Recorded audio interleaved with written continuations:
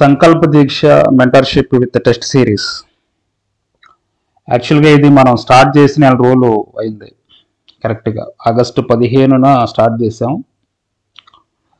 అలానే ఇప్పటికి దాదాపుగా నెల పూర్తయిపోయింది, 30 రోజులు పూర్తయిపోయింది. యాక్చువల్గా బ్యాచ్ 1 చాలా విజయవంతంగా నడుస్తుంది. దాదాపుగా 250 మంది ఉన్నారు ఇందులో. టాపిక్ వైజ్గా అలానే షెడ్యూల్ వైజ్గా మనం పెట్టుకుంటున్నాం. దాని తర్వాత సెమీ గ్రాండ్ టెస్ట్లు ఉంటాయి, అలానే గ్రాండ్ టెస్ట్లు ఉంటాయి, ఇవన్నీ కూడా ఉంటాయి. అలానే నెక్స్ట్ ఇప్పుడు వరకు మనం ఇందులో 60 వరకు 60 వరకు టెస్ట్లు పెట్టుకున్నాం. అంటే మనం తీసిన స్క్రీన్ షాట్ ఇది. టాపిక్ వైజ్గా పెట్టుకున్న టెస్ట్లు దాదాపుగా 60 వరకు రీచ్ అయినాయి. ఇవి ఎగ్జామ్ వరకు, అంటే ఎగ్జామ్ వరకు ఎన్నైతే అన్ని జరుగుతాయి. అంటే అయిపోయినప్పటికీ కూడా సెకండ్ రివిజన్ అనేది కొనసాగుతుంది. ఇది 100కి వెళ్ళొచ్చు, 150కి కూడా వెళ్ళొచ్చు, అది ఎగ్జామ్ డేట్ని బట్టి. సో కాబట్టి ఎవరైతే పర్చేజ్ చేశారో ఈ సంకల్ప దీక్ష టెస్ట్ సిరీస్ బ్యాచ్ 1 ఎవరైతే ఉన్నారో వీళ్ళు అప్ టు ఎగ్జామ్ వరకు కొనసాగుతారు. 150 కాదు, 200 కాదు, అన్లిమిటెడ్గా ఉంటాయి మొత్తం కూడా. అప్ టు మెయిన్స్ ఎగ్జామ్ వరకు ఉంటాయి. అలానే Sankalpa Deeksha mentorship with test series batch 2 కూడా స్టార్ట్ అవుతుంది. ఆల్రెడీ ఈరోజు కోర్స్ లాంచ్ చేశాను. ఫస్ట్ బ్యాచ్లో 250 మంది ఉన్నారు. యాక్టివ్గా అయితే ఒక 60 to 70 మెంబర్సే ఉన్నారు యాక్టివ్గా. ఇప్పుడు బ్యాచ్ 2 స్టార్ట్ అవుతుంది, చూద్దాం ఎంతమంది వస్తారో. అయితే మనం నిన్న ప్రీవియస్ క్లాస్లో మనం సెకండ్ టెస్ట్కి సంబంధించి 5 క్వశ్చన్స్ మనం ఎక్స్ప్లెయిన్ చేసుకున్నాం. ఇప్పుడు 6 to 10 ఈ 5 క్వశ్చన్స్ ఎక్స్ప్లెయిన్ చేద్దాం సైన్స్ అండ్ టెక్నాలజీలో. చూడండి ఒకసారి. క్రింది పేర్కొన్న కలాం శాటిలైట్ యొక్క విశిష్టతలను పరిశీలించి సరైన వాటిని గుర్తించండి. ఇది ప్రపంచంలోనే అత్యంత తేలికైన శాటిలైట్. ఫస్ట్ దీనికి ఆన్సర్ చెప్పుకుందాం, తర్వాత ఎక్స్ప్లెనేషన్ చెప్పుకుందాం. చూడండి, ఇది ప్రపంచంలోనే అత్యంత తేలికైన శాటిలైట్ అంటున్నాడు. కరెక్టా కాదా చెప్పండి? ఈ స్టేట్మెంట్ కరెక్టా? ఎస్, ఇది ప్రపంచంలోనే అత్యంత తేలికైన శాటిలైట్. అలానే ఇది 3D ప్రింటింగ్ టెక్నాలజీతో తయారు చేయబడిన ఈ శాటిలైట్ యొక్క బరువు కేవలం 128 గ్రాములు మాత్రమే అంటున్నాడు. ఈ శాటిలైట్ని 3D ప్రింటింగ్ టెక్నాలజీతో తయారు చేయలేదు. ఈ శాటిలైట్ యొక్క బరువు 128 గ్రాములు కాదు, 1.26 kgs. ఓకే, సో కాబట్టి ఎగ్జాక్ట్గా మనం చెప్పాలి కాబట్టి ఇది తప్పు. ఒకసారి దీని గురించి మనం చూద్దాం. చూడండి, 2019లో మైక్రోశాట్ ఆర్ అనే ఒక ఉపగ్రహం, మైక్రోశాట్, ఇదంతా కూడా రన్నింగ్ నోట్స్ రాసుకోండి మీరందరూ కూడా. మైక్రోశాట్ ఆర్ ఇది ఉపగ్రహం పేరు, అంటే శాటిలైట్ పేరు. దీని బరువు మైక్రోశాట్ ఆర్, దీని యొక్క బరువు 130 కిలోగ్రాములు. ఎంత అయితే 130 kg, కిలోగ్రాముల బరువు ఉంది. ఇది బరువు, వెయిట్. ఇది మిలిటరీ ఇమేజింగ్ ఉపగ్రహం అనమాట. మైక్రోశాట్ ఆర్ అనేది మిలిటరీ ఇమేజింగ్ శాటిలైట్ అంటారు. అయితే ఈ మైక్రోశాట్ ఆర్ దీన్ని తయారు చేసింది ఎవరు? దీన్ని తయారు చేసింది డిఆర్డిఓ. డిఆర్డిఓ అంటే తెలుసు కదా, defence research and development organisation. DRDO తయారు చేసింది డిఆర్డిఓ. మ్యానుఫ్యాక్చరింగ్ తయారు చేసింది డిఆర్డిఓ. అలానే ఈ మైక్రోశాట్ ఆర్ ఈ ఉపగ్రహాన్ని ప్రయోగించింది ఎవరు? దీన్ని ప్రయోగించింది ఇస్రో. తయారు చేసింది వేరు, అలానే ప్రయోగించింది వేరు. సో ప్రయోగించింది ఇస్రో. అయితే ఈ మైక్రోశాట్ ఆర్ ఈ ఉపగ్రహం యొక్క స్పెషలైజేషన్ ఏంటంటే, ఇస్రో చాలా తక్కువ భూకక్షలో ప్రవేశపెట్టింది. అంటే ఇంచుమించు 274 కిలోమీటర్ల భూకక్ష ఏదైతే ఉందో అక్కడ ప్రవేశపెట్టడం జరిగిందనమాట. ఇది చాలా విశిష్టత కలిగింది. ఇస్రో చాలా తక్కువ భూకక్షలో ప్రవేశపెట్టిన శాటిలైట్ అనమాట ఇది. అంటే 274 కిలోమీటర్ల ఎత్తులో. అసలు ఈ మైక్రోశాట్ ఆర్ అనే ఉపగ్రహం దేనికోసం ఉపయోగిస్తారు అంటే మిలిటరీ సేవల కోసం. ఇప్పుడే మనం చెప్పుకున్నాం కదా, మిలిటరీ సేవల కోసం. ఈ మైక్రోశాట్ ఆర్ అనేది మిలిటరీ ఇమేజింగ్ శాటిలైట్.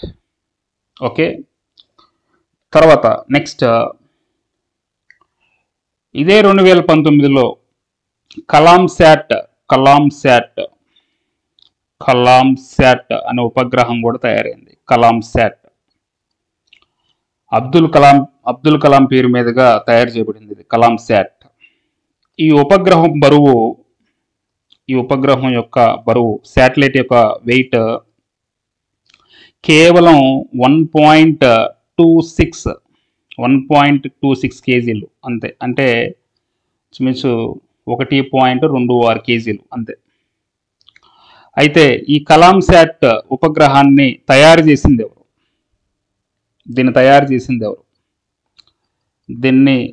చేసింది స్పేస్ కిడ్జెడ్ ఇండియా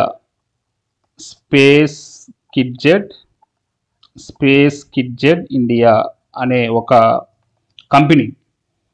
ఇది తమిళనాడు చెన్నైకి సంబంధించిన ఏరోస్పేస్ కంపెనీ అన్నమాట. ఇది ఏరోస్పేస్ కంపెనీ ఇది తయారు చేయడం జరిగింది. ఇది ఒక కంపెనీ, స్పేస్ కిడ్జెడ్ ఇండియా అనే ఒక కంపెనీ. అయితే ఈ స్పేస్ కిడ్జెడ్ ఇండియా ఏంటంటే యువ శాస్త్రవేత్తలని ఆహ్వానించి తయారు చేయించింది అనమాట. అంటే వాళ్ళు విద్యార్థులనే కొంతమంది చేత తయారు చేయించింది ఇంత తేలికైన ఉపగ్రహాన్ని. అయితే ఈ కలాం శాట్ ఉపగ్రహం యొక్క ప్రత్యేకత ఏంటంటే ప్రపంచంలోనే, మన భారతదేశంలో కాదు, ప్రపంచంలోనే, అదే రాసుకోండి, ప్రపంచంలోనే, వరల్డ్లోనే అత్యంత చిన్నదైనది, చిన్న శాటిలైట్, అలానే తేలికైన శాటిలైట్ కూడా. ఎందుకంటే కేవలం కేజీ 26 గ్రాములు, అంటే 126 గ్రాములు మాత్రమే ఉంది.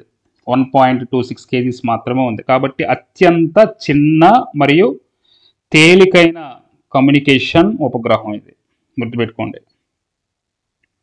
మరి ఎందుకోసం తయారు చేశారు ఇది, అది కూడా తెలియాలి కదా.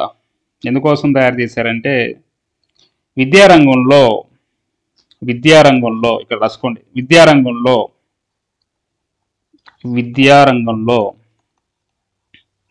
విద్యార్థుల కోసం వినూత్న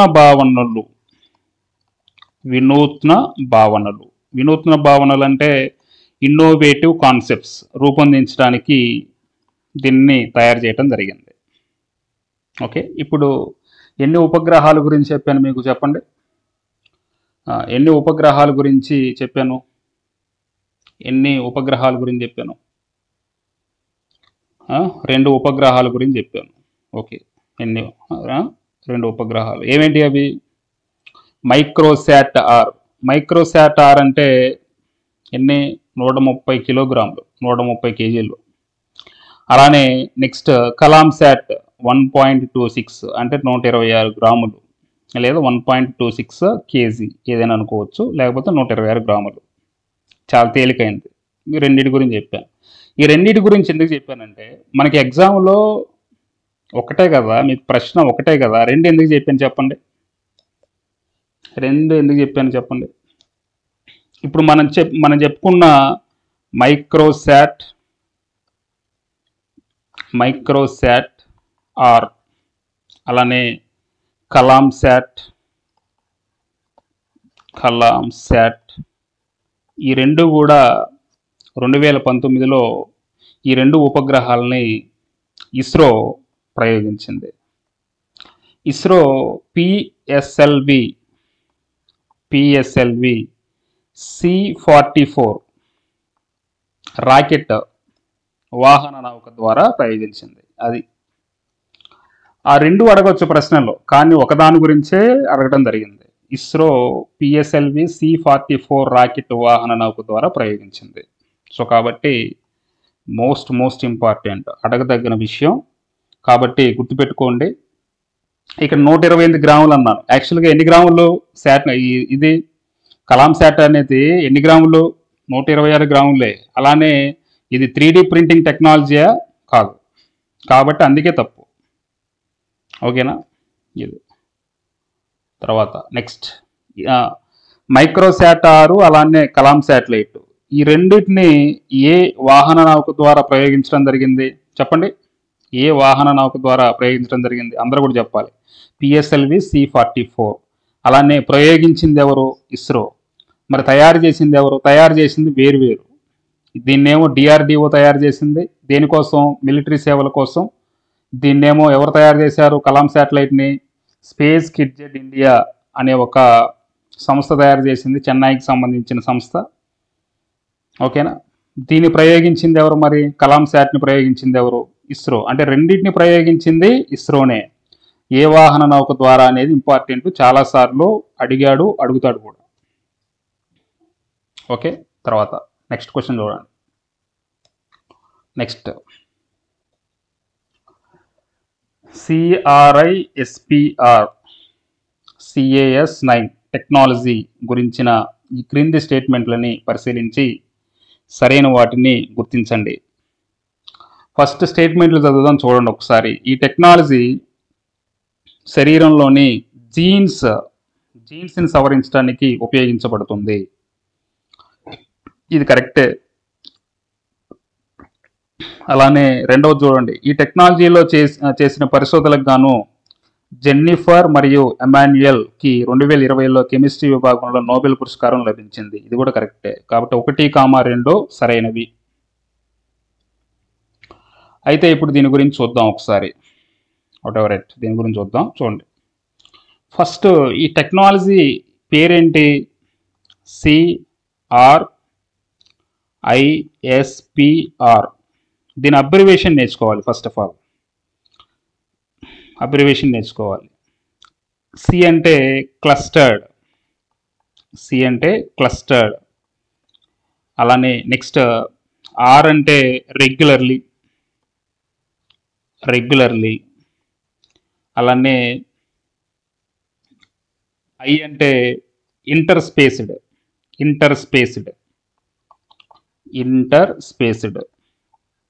అలానే నెక్స్ట్ S అంటే షార్ట్. అలానే నెక్స్ట్ P అంటే పాలిండ్రోమిక్.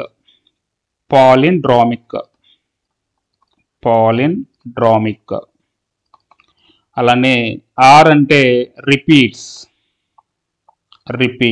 ఇది దీని యొక్క పూర్తి నామం. CRISPR అంటే Cas9 అని చెప్పేసి ఉంటుంది. సో Cas9 ఇది టెక్నాలజీ. ఒకసారి ఎగ్జామ్లో యూపీఎస్సీలో అడిగిన ఎగ్జామ్లో బిట్టే ఇది. అయితే ఈ CRISPR ఏదైతే ఉందో, Cas9 టెక్నాలజీ ఏదైతే ఉందో, దీన్ని ఏ రకంగా పిలుస్తారు అని అడిగాడు. సో అదే చూడండి ఒకసారి. ఈ టెక్నాలజీని జీన్ ఎడిటింగ్ అని కూడా పిలుస్తారు. మోస్ట్ ఇంపార్టెంట్, జీన్ ఎడిటింగ్ అని పిలుస్తారు. ఈ టెక్నాలజీని DNA ఎడిటింగ్ అని కూడా పిలుస్తారు. DNA editing. ఈ టెక్నాలజీని కట్టింగ్ అండ్ పేస్టింగ్ DNA కూడా అని పిలుస్తారు. Most important, cutting and pasting DNA అని కూడా పిలుస్తారు. ఏదైనా ఒకటే, అంటే వేరు పేర్లతో పిలుస్తారు. అంటే ఏంటి ఇక్కడ మీకు ఏం అర్థమవుతుంది? ఈ టెక్నాలజీలు ఏం చేస్తారంటే, ఉదాహరణకి మన మానవ శరీరంలో జీన్స్ ఏదైతే ఉందో, అంటే DNA ఏదైతే ఉందో, ఆ DNA ఒక్కొక్క DNAకి ఏదైనా ఒక ప్రాబ్లం వచ్చింది అనుకుందాం. ఉదాహరణకి క్యాన్సర్ కానీ, లేకపోతే మనకి ఏదైనా ఒక జబ్బు కానీ ఏదైనా వచ్చింది అనుకుందాం. డయాబెటీస్ వచ్చింది అనుకుందాం, లేదా క్యాన్సర్ వచ్చింది అనుకుందాం, లేకపోతే కొలెస్ట్రాల్ వచ్చింది అనుకుందాం, లేకపోతే సికిల్ సెల్ థాలసీమియా లాంటి వ్యాధి వచ్చింది అనుకుందాం. అలాంటి వ్యాధులు వస్తే ఏంటంటే మనకి చికిత్స ఎలా చేయాలి? DNA మారిస్తే సరిపోద్ది కదా, మొత్తం కూడా మార్చకుండా DNA మారిస్తే సరిపోద్ది కదా. అందుకనే ఈ యొక్క టెక్నాలజీలు ఏం చేస్తారంటే DNAని రిప్లేస్మెంట్ చేస్తారు. అంటే పాత డిఎన్ఏ, పాడైపోయిన డిఎన్ఏని తీసేసి దాన్ని డిలీట్ చేసి, లేకపోతే కటింగ్, దాన్నే కటింగ్ అంటారు, కటింగ్ చేసి దీని స్థానంలో కొత్త డిఎన్ఏని ఇంప్లిమెంట్ చేస్తారు, అంటే పెడతారు అనమాట,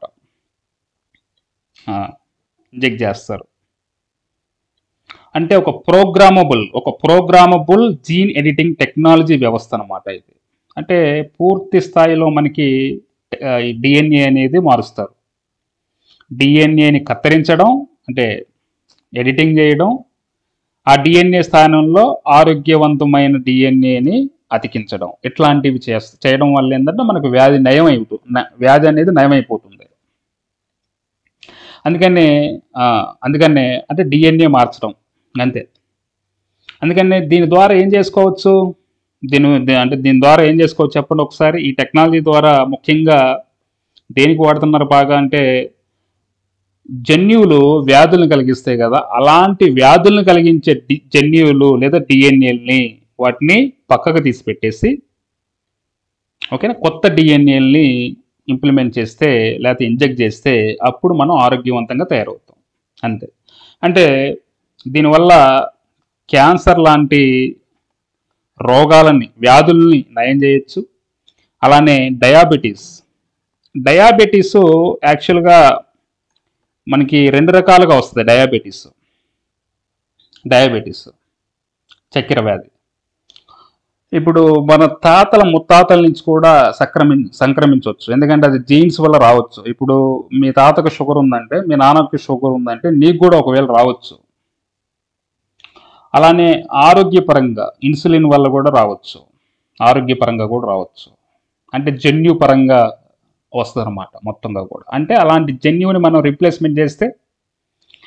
అలానే నెక్స్ట్ అధిక కొలెస్ట్రాల్ అంటే ఇప్పుడు సపోజ్ అంబానీ ఉన్నాడు. అంబానీ లావుగా ఉంటాడు, వాళ్ళ కొడుకు కూడా మనం చూసారు కదా, వాళ్ళ పెళ్ళిళ్ళు అవి మొత్తం కూడా అతనిలాగా వాళ్ళ కొడుకు కూడా ఉంటాడు. అంటే ఎట్లా, వాడు లావుగా ఉండి వీడు లావుగా ఉండి అధిక కొలెస్ట్రాల్ ఎట్లా వచ్చింది? By jeans. అంటే ఆ జీన్స్ని తొలగిస్తే ఆటోమేటిక్గా ఎట్లా తొలగిస్తాం? ఈ టెక్నాలజీ, ఓకేనా. అలానే సికిల్ సెల్ ఎనీమియా, ఇలాంటి వ్యాధులు ఏవైతే ఉన్నాయో ఈ వ్యాధులను నయం చేయడానికి ఇప్పుడు మనం చెప్పుకున్న CRISPR Cas9 టెక్నాలజీ అనేది ఉపయోగించడం జరుగుతుంది. ఇందులో దేనిని మనం రిప్లేస్మెంట్ చేస్తాం చెప్పండి, దేన్ని సవరిస్తాం? డిఎన్ఏ లేదా జీన్స్ని, ఓకేనా. ఇది దీనికి సంబంధించి. అయితే ఇలాంటి టెక్నాలజీ ఏదైతే ఉందో పరిశోధనలు చేశారనమాట. 2020లో కెమిస్ట్రీలో వాళ్ళకి నోబెల్ పురస్కారం వచ్చింది, జెన్నిఫర్ అలానే ఎమాన్యుయల్. ఇది గుర్తుపెట్టుకోండి. ఇక నెక్స్ట్ 8వ చూడండి, ఎయిత్ క్వశ్చన్. ఇవి నేరుగా దిగుతాయండి. ఇప్పుడు మీరు యాక్చువల్గా టేక్ ఇట్ ఈజీగా తీసుకోవద్దు. మీకు తెలుసు ఆల్రెడీ ఎగ్జామ్ పోయేటప్పుడు, ప్రిలిమ్స్ ఎగ్జామ్ పోయేటప్పుడు 10 క్వశ్చన్లు ఇస్తే అందులో 8 దిగినాయి, ఓకేనా. ఇన్ని చెప్తున్నప్పుడు ఎన్ని దిగాలి ఒకసారి ఆలోచించుకోండి ఒకసారి. 8th క్వశ్చన్, సింబియోటిక్ వెబ్ అనేది అని దేన్ని అంటారు? దీనికి ఆన్సర్ చెప్పేసేయండి. సింబియోటిక్ వెబ్ అని దేన్ని అంటారు? వెబ్ 1.0నా, వెబ్ 2.0నా, వెబ్ 3.0 వెబ్ 4.0నా? దీన్ని వెబ్ 4.0. అసలు యాక్చువల్గా వెబ్ 1 అంటే ఏంది, వెబ్ 2 అంటే ఏంది, వెబ్ 3 అంటే ఏంది, వెబ్ 4 అంటే ఏంది మాకు అర్థవంతంగా చెప్పండి సార్. కొంచెం చెప్పుకుందాం, ఏం పర్వాలేదు, చెప్పుకుందాం. చూడండి ఒకసారి మన మాటల్లో మనం కూర్చొని చెప్పుకుందాం జస్ట్ మామూలుగా. వెబ్ 1.0 వెబ్ 1.0 అంటే ఏంటంటే స్థిరమైన వెబ్ అంటారు. దీన్ని స్థిరమైన వెబ్ అంటారు. అంటే రీడ్ ఓన్లీ స్టాటిక్. ఇది ఫస్ట్ రాసుకోండి, నేను చెప్తాను. Read only static. ఇప్పుడు మీలో ఎంతమంది 1990s బ్యాచ్ ఉన్నారు? 1990 బ్యాచ్ ఉన్నారు? ఎంతమంది ఉన్నారు? మీరందరూ కూడా నాకు తెలిసి 1990sలో పుట్టినోళ్ళే. ఓకే. అలానే 2009, 2010 ఆ టైంలో డిగ్రీ చేసిన వాళ్ళు ఎంతమంది 2009 2010 ఆ టైంలో అందరికీ కూడా గుర్తుందా, యాహూ అందరికి కూడా సెర్చ్ ఇంజిన్ యాహూ ఉండేది, గుర్తుందా? యాహూ తర్వాత గూగుల్ వచ్చింది. గూగుల్, ఇవన్నీ కూడా సెర్చ్ ఇంజిన్స్. గూగుల్ ఇప్పటికీ కూడా గూగుల్ ఉంది, గూగుల్ ఒక్కటే మిగిలింది. ఈ సెర్చ్ ఇంజిన్స్ మనం దేనికి ఉపయోగించే వాళ్ళం గుర్తుందా? మనకి జస్ట్ మామూలుగా అప్పుడు మన మొబైల్లో కేవలం యాహూ గూగుల్ ఉండేది మన మొబైల్లో. అప్పుడు జస్ట్ ఎంత 2G టెక్నాలజీనే. 2G టెక్నాలజీ ఉన్నప్పుడు యాహూ గూగుల్ రెండు ఉండేవి. మనం దేనికోసం ఉపయోగిస్తాం చెప్పండి? ఏదైనా సెర్చ్ చేసి ఏదైనా ఒక సమాచారాన్ని తెలుసుకోవడానికి, అంతే కదా? ఒక సమాచారం, ఏదైనా ఒక సమాచారం అంతవరకు ఆగిపోతాం, అంతే, అంతవరకు. ఎవరైనా ఫేస్బుక్ కానీ లేదా వాట్సాప్ కానీ వాడారా? యాహూ గూగుల్ కొత్తలో వచ్చినప్పుడు ఎవరైనా వాడారా అంటే లేదు. Just read only static. మనకేం కావాలి, సపోజ్ ఏదైనా తెలియలేదు మనకి, ఉదాహరణకి ఇది ఒక దాన్ని మనం తెలుసుకోవాలనుకుంటున్నప్పుడు దాన్ని సెర్చ్ చేసి మనం కొనుక్కునేవాళ్ళు, అంతే. దానికోసం ఉపయోగపడేది. అదే వెబ్ 1.0 ఈ 2008 2009 ఆ టైంలో. తర్వాత వెబ్ 2.0. వెబ్ 2.0 దీన్ని ఏంటంటే వెబ్ టెక్నాలజీ చాలా అధునాతనంగా మారిందండి. తర్వాత వెబ్ టెక్నాలజీ అనేది చాలా అధునాతనంగా మారింది. అంటే ఎట్లా మారింది? వెబ్ ఇంటరాక్టివ్ ప్లాట్ఫామ్స్గా మారింది. ఇంటరాక్టివ్ ప్లాట్ఫామ్స్గా మారింది. ఇంటరాక్టివ్ ప్లాట్ఫామ్స్ అంటే తర్వాత 2014 15 దాని తర్వాత ఏమైపోయింది? 3G వచ్చేసింది. 3G 4G అట్లా వచ్చేసింది. రాగానే వెబ్ 2.0 అని చెప్పేసి అన్నారు. అంటే ఫేస్బుక్ వచ్చేసింది, అలానే నెక్స్ట్ వాట్సాప్ వచ్చేసింది, అలానే నెక్స్ట్ ట్విట్టర్ వచ్చేసింది, అండ్ దాని తర్వాత టెలిగ్రామ్, ఇలాంటివన్నీ కూడా వచ్చేసినాయి. అందులో మనం ఏం చేస్తున్నాం ఇప్పుడు యాక్చువల్గా అంటే యాక్చువల్గా ఇందులో ఏముంటుందంటే read and right interactive platforms అన్నమాట ఇవి. అంటే ఫేస్బుక్ వచ్చిన తర్వాత వెబ్ 2.0లో సమాచారాన్ని తెలుసుకోవడంతో పాటు సమాచారం అనేది ఆటోమేటిక్గా మనకు అందిస్తూ ఉంది. మనం ఆటోమేటిక్గా మనం తెలుసుకోగలుగుతున్నాం, జస్ట్ స్క్రోలింగ్ చేయటమే, అంతే. వాట్సాప్ మన నుంచి వేరే వాళ్ళకి కాల్ చేసి, ఇదివరకు ఏంటంటే జస్ట్ మనం ఏం చేసేవాళ్ళం, మనకి జస్ట్ మెసేజ్ పెట్టేవాళ్ళం. కానీ ఇప్పుడు మనం ఏం చేస్తున్నాం, వాళ్ళతోటి ఇంటరాక్ట్ అవుతున్నాం, అంటే మాట్లాడగలుగుతున్నాం. Video call, audio call, Twitter, Telegram, whatever it మొత్తం కూడా అధునాతంగా మారిపోయినాయి. ఇది వెబ్ 2.0లో జరిగింది. తర్వాత వెబ్ 3.0. వెబ్ 3.0 ఇప్పుడు ప్రస్తుతం నడుస్తుంది. ఎలాంటి మధ్యవర్తులు లేకుండా, ఇది ఫస్ట్ రాసుకోండి, ఇది వస్తుంది, రాదగిన అంశం ఇది. ఎలాంటి మధ్యవర్తులు లేకుండా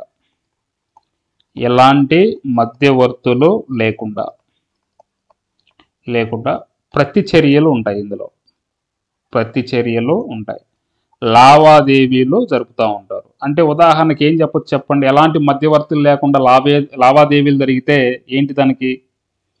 black chain technology, end to end encryption. Very good. Block chain technology nothing but end to end ఇన్స్క్రిప్షనే కదా. సో బ్లాక్ చైన్ టెక్నాలజీ అంటే వెబ్ 1.0 వెబ్ 2.0తో పోల్చుకుంటే చాలా సమాచార భద్రత అధికంగా ఉన్న వెబ్బా కాదా? నాతో ఏకీభవిస్తారా?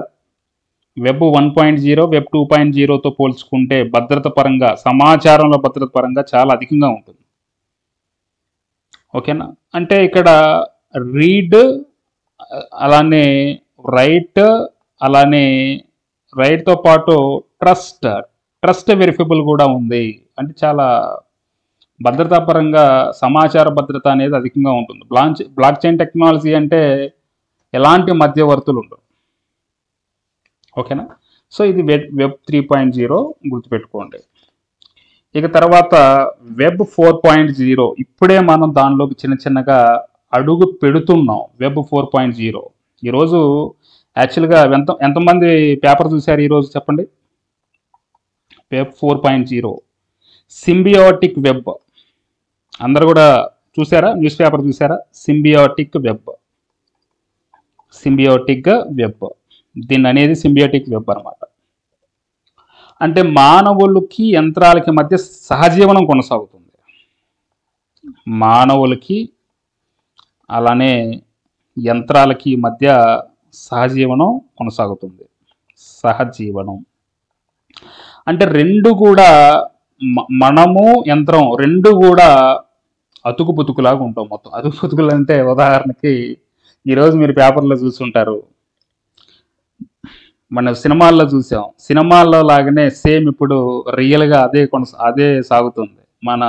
మానవ మెదడులో మానవ మెదడులో చిప్ అనేది తగిలించి మనం ఏది అనుకుంటే అది. ఇప్పుడు ఉదాహరణకి వీడియో పాట కావాలనుకుంటే అలెక్సా నాకు ఆ వీడియో కావాలంటే మనం అరవాల్సి వస్తుంది. అట్లా కాకుండా చిప్ అనేది నేరుగా మెదడులోనే ఇంప్లిమెంట్ చేసిన తర్వాత ఇక మనం పలానా నాకు దేవరా సినిమాలో ఒక మంచి పాట కావాలి అని మనం ఆలోచించగానే వెంటనే అలెక్సాని అరవాల్సిన అవసరం కూడా లేదు, వెంటనే ఆ పాట వచ్చేసిద్ది.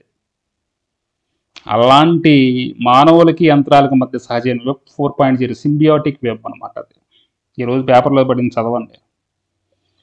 సో ఇది దీనికి సంబంధించి. ఓకే, నెక్స్ట్ 9th క్వశ్చన్ చూడండి ఒకసారి. 9.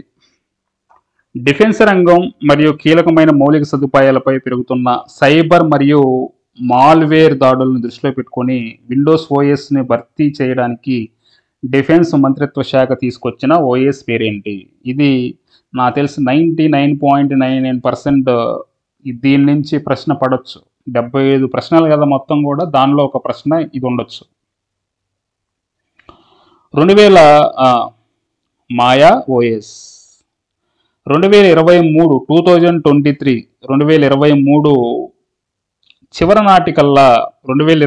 చివరి నాటికల్లా భారతదేశ రక్షణ మంత్రిత్వ శాఖ, ఇది రాసుకోండి ఒకసారి, భారతదేశ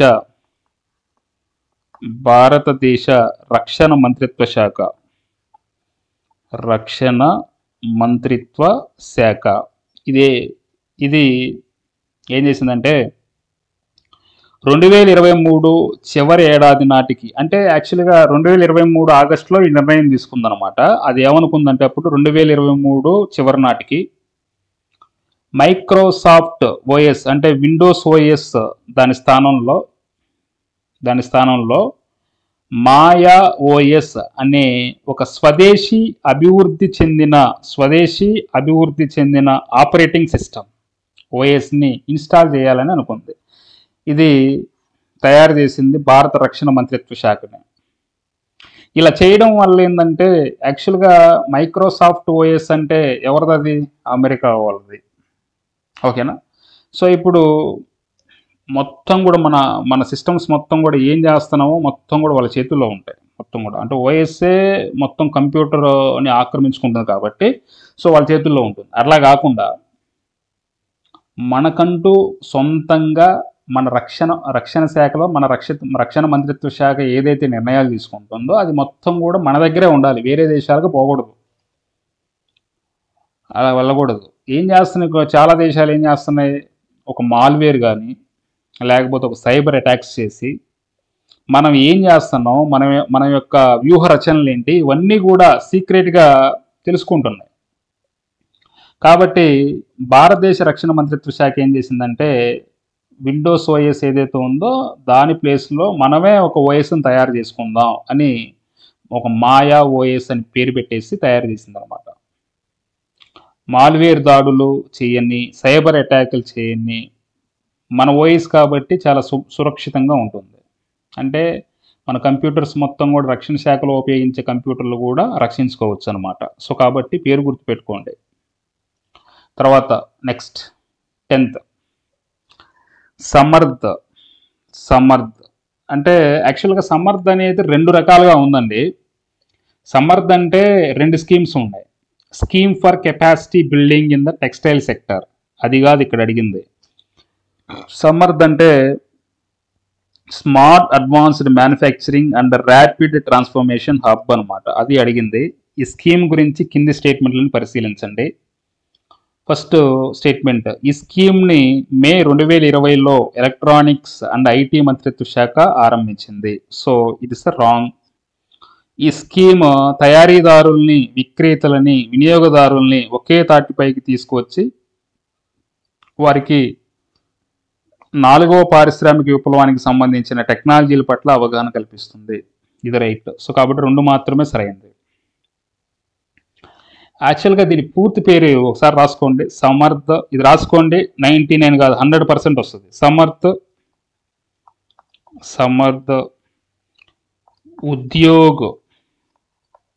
ఉద్యోగ్ భారత్ 4.0. ఇది దీని పూర్తి పేరు, ఈ స్కీమ్ పూర్తి పేరు. కూడా రాసుకోండి, చెప్తాను. Smart advanced manufacturing and rapid transformation hub అదనమాట.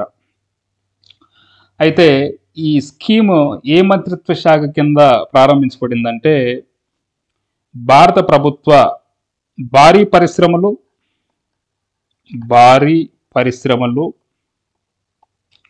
And public enterprises.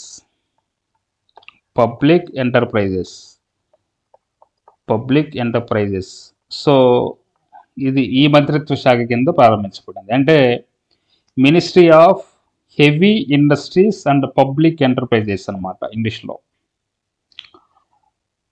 ఈ స్కీమ్ కింద 4 సమర్థ కేంద్రాలను ఏర్పాటు చేశారు. ఇది మోస్ట్ ఇంపార్టెంట్. ఈ స్కీమ్ కింద 4 సమర్థ కేంద్రాలను ఏర్పాటు చేశారు. ఏంటి ఆ సమర్థ కేంద్రాలు? అవి రాసుకోండి ఒకసారి. ఇవి రాసుకోండి, very very important. Centre for industry 4.0 lab. ఎక్కడుంది ఇది? ఈ ల్యాబ్ ఎక్కడుంది? Pune. 2 ఐఐటిడి AIA foundation for smart manufacturing,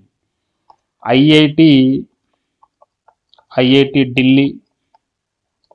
అలానే 3 I4.0 ఇండియా, ఇది ఒక కేంద్రం. ఇది ఎక్కడంటే IISc బెంగళూరు. అలానే 4 smart manufacturing demo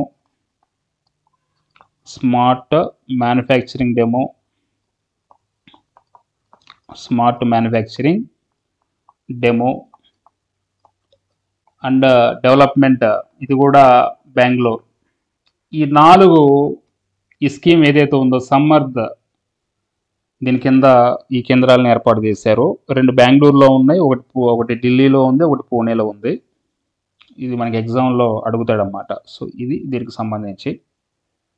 so next మనం థర్డ్ ఎగ్జామ్ ఉంది కదా, థర్డ్ సంబంధించి ఎక్స్ప్లెయిన్ చేస్తాను. అయితే చూడండి ఒకసారి, మీరు ఎస్ఎన్టీ చదివేటప్పుడు,